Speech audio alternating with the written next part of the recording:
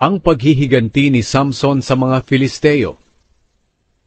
15 kabanata. Panahon ng tag-ani noon, dumalaw si Samson sa kanyang asawa na may dalang batang kambing. Sinabi ni Samson sa biyenan niyang lalaki, "Papasok po ako sa kwarto ng asawa ko." Pero hindi pumayag ang biyenan niya. Sinabi ng kanyang biyenan, "Akala ko kinasusuklaman mo na siya, kaya ibinigay ko siya sa kaibigan mo. Kung gusto mo, nandiyan ang kapatid niyang mas maganda pa sa kanya. Siya na lang ang pakasalan mo." Sinabi ni Samson, "Sa ginawa niyong ito, huwag niyo akong sisisihin, kapag may ginawa ako sa inyo mga Pilisteo." Kaya umalis si Samson at humuli ng 300 asong gubat. Pinagbuhol-buhol niya ang buntot ng mga ito ng tigdadalawa at nilagyan ng sulo. Sinindihan niya ang mga sulo at pinakawalan ang mga asong gubat sa mga trigo ng mga Filisteo. Nasunog ang lahat ng trigo. Hindi lang ang nakatali kundi pati na rin ang aanihin pa. Nasunog din ang mga ubasan at mga taniman ng olibo. Nagtanong ang mga Filisteo kung sino ang gumawa noon at nalaman nilang si Samson. Nalaman din nilang ginawa iyon ni Samson dahil ipinakasal ng biyenan niyang taga-Timna ang asawa niya sa isa niyang kaibigan. Kaya hinanap ng mga Filisteo ang babae at ang kanyang ama, at sinunog sila.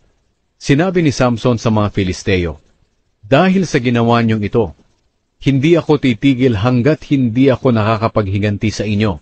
Kaya buong lakas na nilusob ni Samson ang mga Filisteo, at marami ang napatay niya.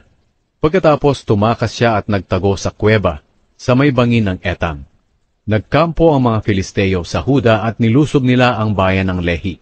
Kaya nagtanong sa kanila ang mga taga-Huda, "Bakit nilulusob niyo kami?" Sumagot sila, "Para dakpin si Samson at gantihan sa mga ginawa niya sa amin." Kaya ang 3,000 lalaki ng Huda ay pumunta sa kuweba sa may bangin ng Etam. At sinabi nila kay Samson, "Hindi mo ba naisip na sakop tayo ng mga Filisteo? Ngayon pati kami ay nadamay sa ginawa mo."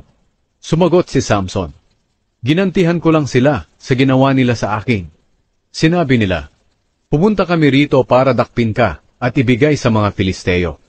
Sumagot si Samson, "Payag ako, basta mangako kayo sa akin na hindi niyo ako papatayin."